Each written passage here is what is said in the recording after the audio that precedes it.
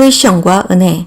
나의 나 된 것은 하나님의 은혜로 된 것이니 오직 나와 함께 하신 하나님의 은혜로라. 고린도전서 15장 10절. 크리스천들이 가장 빈번하게 쓰는 단어 중 하나는 은혜일 것이다. 많은 사람들이 은혜라는 말을 한다. 심지어는 은혜만이 받았다. 거나 은혜만이 받으십시오 라고 인사말로 사용하기도 한다. 그러나 은혜라는 말을 이처럼 자주 사용하는 데 비하여 그 뜻을 정확하게 아는 사람은 매우 드물다. 고린도전서 15장 9절은 이렇게 증거하고 있다. 나는 사도 중에 지극히 작은 자라 내가 하나님의 교회를 핍박하였으므로 사도라 칭함을 받기에 감당치 못할 자로다. 사도 바울은 자기 자신을 가리켜서 사도라고 말하고 있다. 누구든지 예수 그리스도를 믿으면 하나님의 자녀가 된다. 그리고 그리스도의 제자가 된다. 또 서로 성도라고 부른다. 그뿐 아니라 신앙의 연륜이 거듭되어 갈수록 신약 성경에 나타나 있는 여러 직분들을 얻게 된다. 집사라든지 장로 또는 목사가 될 수도 있다. 그러나 아무리 세월이 흘러가도 신약 성경에 나타나 있는 직분 중에서 다시는 얻지 못할 직분이 있다. 그 직분이 바로 사도인 것이다. 사도란 예수 그리스도께서 이 땅에 살아계실 때 그리스도를 직접 뵙고 그분에게서 직접 말씀을 배웠던 사람들, 그 사람들만을 국한하여 부르는 호칭이다.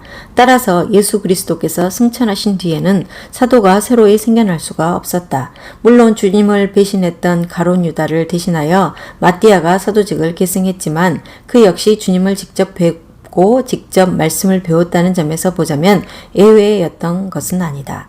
그러나 딱 한 사람의 예외가 있었다. 바로 바울이었다. 바울은 예수 그리스도께서 이 땅에 육신을 입고 오셔서 활동하시는 동안 자신의 눈으로 육신이신 예수 그리스도를 만난 적이 없었다. 육신을 입고 오신 예수 그리스도로부터 직접 말씀을 배운 적도 없다. 따라서 바울은 사도가 될 자격을 갖추지 못한 사람이었다. 그뿐 아니라 그 자신의 고백처럼 예수 그리스도를 믿는 사람들을 죽이고 핍박하던 자였기에 그는 더더욱 사도가 될 수 없었다. 그럼에도 바울은 그 모든 장애물을 뛰어넘어 자타가 공인하는 사도가 되었다. 어떻게 그것이 가능했을까? 고린도전서 15장 10절을 통해 사도 바울은 다음 세 가지를 고백하고 있다. 나의 나 된 것은 하나님의 은혜로 된 것이다.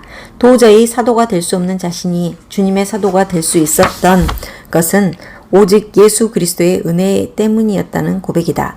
우리는 여기에서 대단히 중요한 교훈을 얻는다. 주님의 은혜를 받기만 하면, 주님의 은혜 안에 있기만 하면 살인자 같은 불안당도 예수 그리스도의 사도로 거듭날 수 있다는 사실이다. 둘째, 내게 주신 그의 은혜가 헛되지 아니하여 내가 모든 사도보다 더 많이 수고하였다. 사도 바울은 주님께서 자기에게 주신 은혜가 헛되지 아니했다고 고백했다. 이것을 바꾸어 이야기한다면 어떤 사람들은 주님의 은혜를 받고서도 그 은혜를 헛되이 소진해 버리기도 한다는 의미이다.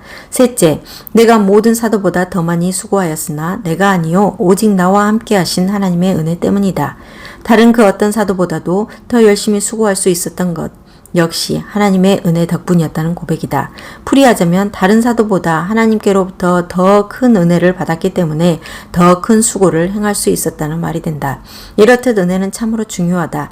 은혜만 받으면 어떤 죄인도 사도 같은 삶을 살게 된다. 은혜만 받으면 예수 그리스도를 위하여 그 누구보다도 수고하는 자가 될 수 있다. 그렇다면 이처럼 중요한 은혜가 대체 무엇인지 구체적으로 아는 것이 절실히 요구된다. 그래야 우리가 늘 은혜 속에 거할 수 있을 뿐 아니라 은혜를 받고서도 헛되이 소멸하는 어리석은 자가 되지 않을 수 있다. 은혜를 그리스어로는 카리스라고 한다. 이 단어는 여러 가지 구체적인 뜻을 갖고 있다. 성경을 찾아가면서 살펴보기로 하자. 누가복음 2장 52절은 이렇게 증거하고 있다. 예수는 그 지혜와 그 키가 자라가며 하나님과 사람에게 더 사랑스러워 가시더라. 이 구절에서 사랑이라고 하는 단어가 바로 카리스이다. 결국 우리가 주님께 은혜를 받았다는 말은 주님의 사랑으로 채움받았다는 의미이다. 그렇다면 우리가 은혜 받은 증거는 어디에서 드러나는가? 우리의 심령 속에 주님의 사랑이 충만함으로써 드러나는 것이다. 은혜를 받으면 밉던 사람이 더 이상 미워지지 않는 이유가 여기에 있다. 하나님의 사랑이 우리 안에 채워지면 그 사랑으로 인해 사람을 사랑하게 된다. 만약 하나님의 은혜를 받았다고 하면서도 그 이전에 미워하던 사람을 여전히 미워하고만 있다면 그것은 성경이 말하는 은혜일 수는 없다. 사랑을 받는 사람만 사랑하게 되어 있다. 우리가 주님에게 은혜를 구한다 함은 주님의 사랑으로 우리를 채워주시기를 구하는 것이다. 적어도 은혜 받은 사람은 적극적으로 사랑하지는 못할지언정 미워하지는 않는 법이다. 싫어한다와 미워한다는 동일한 말이 될 수 없다. 밥상 위에 올라 있는 여러 반찬 중에 싫어하는 반찬이 있을 수 있다. 그것이 죄가 될 수는 없다. 그러나 미워하는 것은 죄가 된다. 미워하는 것은 마음속으로부터 상대를 부정하고 죽여버리는 것이기 때문이다. 적어도 은혜 받은 사람, 주님의 사랑으로 채워진 사람은 마음속으로 더 이상 사람을 살인하지 않는다. 사도행전 2장 47절은 이렇게 증거하고 있다. 하나님을 찬미하며 또 온 백성에게 칭송을 받으니 주께서 구원받는 사람을 날마다 더하게 하시니라. 이 구절에서 칭송이라는 단어가 바로 카리스이다. 따라서 우리가 주님께 은혜를 받았다고 말한다면 그것은 주님의 칭찬과 격려를 받았음을 의미한다. 우리는 하나님께 2렙돈의 적은 헌금을 바쳤던 과부 이야기를 잘 알고 있다. 부자들이 금화를 보란 듯이 헌금함 속에 던져 넣을 때 그 가난한 과부는 지금 우리 돈으로 2,000원 정도의 지극히 적은 돈을 부끄럽게 넣었다. 그때 주님께서 저 여인이야말로 누구보다 더 많은 것을 하나님께 바쳤다고 칭송해 주셨다. 그것이 그 여인에게는 은혜였다. 그 은혜를 입은 과부가 그 이후로 얼마나 자신의 찬 삶을 살았을지는 생각하는 것만으로도 감동적이다. 사람의 칭찬, 상관의 칭찬을 받아도 사람들은 신이 난다. 하물며 하나님의 칭찬, 하나님의 격려, 하나님의 칭송을 받는 자는 어떻겠는가? 그가 더욱 진리의 삶을 살아가리라는 것은 자명하다. 이처럼 은혜를 받는다는 것은 하나님의 칭송을 받는 것을 의미하기에 정말 은혜를 받은 자는 자기 열등감에 빠지질 않는다. 내가 가진 것이 없어도 내 상황이 열악해도 주께서는 네가 최고라며 언제나 나를 격려하시기에 그분 안에서 오히려 나를 진리로 더욱 가꾸어가는 법을 터득하게 되는 것이다. 또 사도행전 24장 27절에는 이런 말씀이 나온다. 이태를 보내서 보르기오 베스도가 벨릭스의 소임을 대신하니 벨릭스가 유대인의 마음을 얻고자 하여 바울을 구류하여 두니라. 여기서 마음이라고 하는 단어가 카리스이다. 그러므로 우리가 하나님으로부터 은혜를 받았다고 하는 말은 하나님의 마음을 송두리째 받았음을 의미한다. 하나님으로부터 은혜를 받았다는 것은 더 이상 내가 편협한 마음을 지니지 않게 되었음을 의미한다. 따라서 내가 생각하고 수용하는 범위가 달라지게 된다. 다윗을 생각해보자. 다윗에게는 자기를 죽이려고 했던 아들 압살롬이 있었다. 그러나 그는 압살롬을 미워할 수가 없었다. 그랬기에 그 아들이 죽었다는 이야기를 들었을 때 다윗은 기뻐한 것이 아니라 물루 위에 올라가서 내 아들, 내 아들, 내 아들 압살롬아 하면서 통곡하였다. 그것은 인간의 마음이 아니었던 것이다. 인간의 마음이라면 자기에게 칼을 들이댄 자식의 죽음을 기뻐했을 것이다. 그러나 다윗은 하나님의 마음을 얻은 자였던 것이다. 하나님의 마음을 얻지 아니하면 인간의 마음은 부드러움과 너그러움을 가질 수가 없다. 신앙인이 반드시 지녀야 할 마음이 있다면 그것은 부드러운 마음과 너그러운 마음이다. 그리고 그런 마음은 은혜를 받은 자만이 가능하다. 어떤 사람의 곁에 있으면 그가 아무 말 하지 않아도 마음이 포근해진다. 반면에 어떤 사람 곁에만 있으면 그가 편안하게 있으라고 아무리 말을 해주어도 까닭없이 마음이 불안하고 불편해진다. 그 차이는 은혜를 받은 자냐 아니냐의 차이다. 내가 은혜를 받아 주님의 마음을 얻지 못하면 내 곁에서는 사람이 안식을 얻을 수 없다. 나의 가족이라 할지라도 말이다. 골로새서 3장 16절은 또 다음과 같이 증가하고 있다. 그리스도의 말씀이 너희 속에 풍성히 거하여 모든 지혜로 피차 가르치며 권면하고 시와 참유와 신령한 노래를 부르며 마음에 감사함으로 하나님을 찬양하고 바로 이 구절에서 감사라는 단어가 카리스이다. 즉 매사에 감사하는 마음을 갖는 것. 그것이 바로 은혜 받은 증거가 된다. 우리는 흔히 하나님 아버지께서 나와 함께 하신다는 사실을 믿는다고 고백한다. 정말 하나님께서 우리가 어디를 가든지 우리와 함께 동행하시고 우리 곁에 계심을 믿는지 믿지 않는지 없는지 가장 쉽게 확인하는 방법이 있다. 범사에 감사하는 사람이면 자신에게 어떤 일이 일어나든 그는 자신과 함께 하시는 하나님을 믿는 자이다. 그는 자신과 함께 하시는 하나님의 더 좋으신 계획을 신뢰하기에 감사치 않을 수 없는 것이다. 만약 자기 생각이나 계획과 다른 상황이 벌어졌을 때 감사하기는커녕 오히려 근심하고 불평한다면 그는 결국 하나님께서 그 상황 속에 자신과 함께 하고 계심을 믿지 못하고 있는 것이다. 지금 현재 자신을 돌아보라. 자신의 감사의 조건이 하나님을 믿지 않는 자들과 늘 동일하다면 그는 아직까지 은혜 받은 사람이 아니다. 은혜를 받았다면 병이 들었다 해도 감사한 일이요. 지금 가난해도 감사한 일이요. 자신의 계획이 틀어져도 감사할 수밖에 없다. 그 상황 속에서 전능하신 하나님의 역사가 일어나고 있음을 믿는 까닭이다. 이처럼 감사하는 마음이 모든 상황을 뛰어넘게 하고 모든 상황을 극복하게 하는 힘이 되는 것이다. 빌레몬서 1장 7절을 찾아보기로 하자. 형제여, 성도들의 마음이 너로 말미암아 평안함을 얻었으니 내가 너의 사랑으로 많은 기쁨과 위로를 얻었노라. 여기서 기쁨이라는 단어가 카리스이다. 하나님께로부터 은혜를 받는다는 것은 하나님으로부터 기쁨을 얻는 것을 의미한다. 참된 기쁨은 언제든지 하나님으로부터만 주어진다. 은혜는 곧 기쁨이다. 하박국 선지자가 은혜를 받았다. 그리고 나서 그는 다음과 같이 고백했다. 비록 무화과 나무가 무성치 못하며 포도나무에 열매가 없으며 감람나무에 소출이 없으며 밭에 식물이 없으며 우리의 양이 없으며 외양간에 소가 없을지라도 나는 여호와를 인하여 즐거워하며 나의 구원의 하나님을 인하여 기뻐하리로다. 하박국 3장 17절 18절.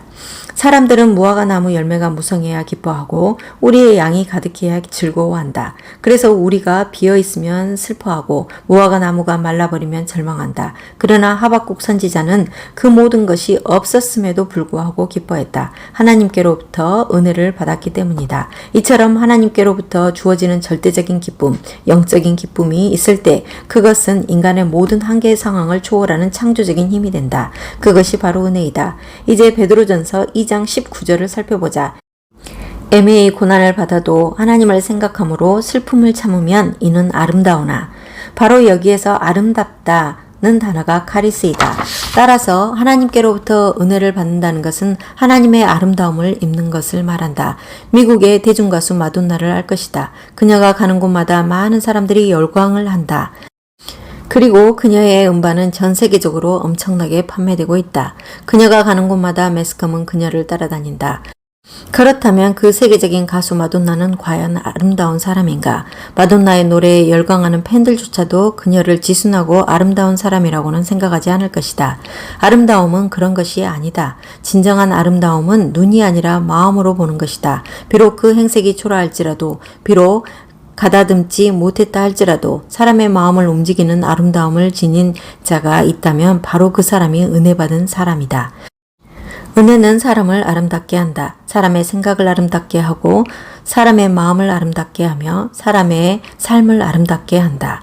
그래서 이 세상의 그 어떤 보석보다도 사람이 더 깊은 아름다움을 지니고 있음을 보여주게 된다. 이런 의미에서 은혜는 감동과 구별된다. 은혜가 감동을 포함할 수 있지만 은혜가 감동 그 자체를 의미하지는 않는다. 많은 사람들은 은혜와 감동을 혼돈한다. 감동은 사람의 마음을 뒤흔들 수가 있다. 눈물을 흘리게 할 수도 있다. 그러나 감동은 사람으로 하여금 변화하게 하지 못한다. 극장에 가서 영화를 보면서 아무리 감동을 받아 손수건이 젖을 정도로 울었다 할지라도 그 때문에 사람의 삶이 변화되는 것은 아니다. 감동은 감동으로 끝난다. 그러나 은혜는 사람에게 감동을 주는 차원을 뛰어넘어 반드시 사람을 변화시킨다. 생각을 해보라. 하나님의 사랑으로 심령이 채워졌고 하나님의 격려 속에 있으며 하나님의 기쁨이 충만하고 하나님의 아름다움으로 덧입혀졌는데 어찌 누군들 변화되지 않을 수 있겠는가? 그렇다면 어떻게 그 은혜 속에서 살아갈 수 있겠는가? 살인자를 주님의 사도 되게 하는 그 은혜를 어떻게 삶 속에서 누릴 수가 있는가? 민수기 6장 22절에서 26절 말씀을 주목해보자. 여호와께서 모세에게 일러 가라사대 아론과 그 아들들에게 고하여 이르기를 너희는 이스라엘 자손을 위하여 이렇게 축복하여 이르되 여호와는 내게 복을 주시고 너를 지키시기를 원하며 여호와는 그 얼굴로 내게 비치사 은혜 베푸시기를 원하며 여호와는 그 얼굴을 내게로 향하여 드사 평강 주시기를 원하노라 할지니라 하라. 이 말씀을 통해 하나님께서는 본래 인간들에게 당신의 은혜를 베풀어 주기 원하시는 분이심을 알 수 있다. 우리가 그 은혜를 어떻게 받을 수 있는가? 하나님께서는 은혜 베풀기 원하시는 분이시기에 우리는 그 은혜를 구하는 자가 됨으로써 그 은혜를 얻게 된다. 그런데 하나님의 은혜를 구한다. 는 것은 어떻게 하는 것을 말하는가? 가만히 자리에 앉아 은혜를 베풀어 주시옵소서 하고 입으로 말하기만 하면 된다는 뜻인가? 출애굽기 20장 6절을 통해 하나님께서 이렇게 말씀하셨다. 나를 사랑하고 내 계명을 지키는 자에게는 천대까지 은혜를 베푸느니라. 하나님의 말씀에 따라 살아가는 자에게 하나님께서는 더 큰 은혜를 베푼다고 약속하신 것이다. 또 잠언서 11장 27절은 이렇게 증거한다. 선을 간절히 구하는 자는 은총을 얻으려니와 악을 더듬어 찾는 자에게는 악이 임하리라. 여기서 선을 간절히 구한다 는 것은 선을 간절히 행한다는 뜻이다. 하나님의 뜻에 따라 선을 간절히 행하려고 하는 자, 그에게 하나님의 은혜는 더 풍성하게 주어진다는 약속의 말씀이다. 마지막으로 야고보서 4장 6절에 나오는 구절이다. 그러나 더욱 큰 은혜를 주시나니 그러므로 일렀을 때 하나님이 교만한 자를 물리치시고 겸손한 자에게 은혜를 주신다 하였느니라. 겸손하게 살아가는 자에게 하나님께서는 더 큰 은혜를 주신다는 말씀이다. 우리가 가만히 앉아서 말로만 은혜를 구하는 것이 아니라 이미 주님께서 주신 은혜 속에서 더더욱 주님을 위하여 변화되는 삶을 살아갈 때, 겸손하고 선을 행하고 말씀을 따르는 구체적인 변화의 삶을 살아갈 때 하나님께서는 그 은혜가 헛되지 아니하도록 더 큰 은혜를 채워주신다는 사실을 알게 된다. 적어도 은혜의 세계에서는 언제든지 빈익빈 부익부의 원칙이 적용된다. 은혜를 받은 자가 그 은혜를 헛되이 소멸시킬 때 주님께서는 있는 은혜까지 빼앗아 가시고 주님의 은혜를 잘 갈무리하여 주님을 위해 변화하는 삶으로 보답해 갈 때 하나님께서는 더 큰 은혜를 채워주신다. 이 사실을 주님께서는 마태복음 25장 14절에서 30절에 나오는 달란트 비유를 통하여 일깨워 주고 계신다. 무릇 있는 자는 받아 풍족하게 되고 없는 자는 그 있는 것까지 빼앗기리라. 29절. 청년들이여, 우리는 모두 주님께로부터 은혜를 받은 사람이다. 은혜를 받지 아니했다면 우리 중 한 사람도 지금 크리스천으로 살아가고 있는 사람은 없을 것이다. 그렇다면 우리는 지금 두 가지를 마음속에 새겨야 한다. 첫째는 주님께서 주신 은혜를 결코 헛되이 소멸하는 자가 되어서는 안 된다는 것이요. 둘째는 은혜를 주신 주님을 위하여 모든 수고를 아끼지 않는 주님의 종들이 되어야 한다는 것이다.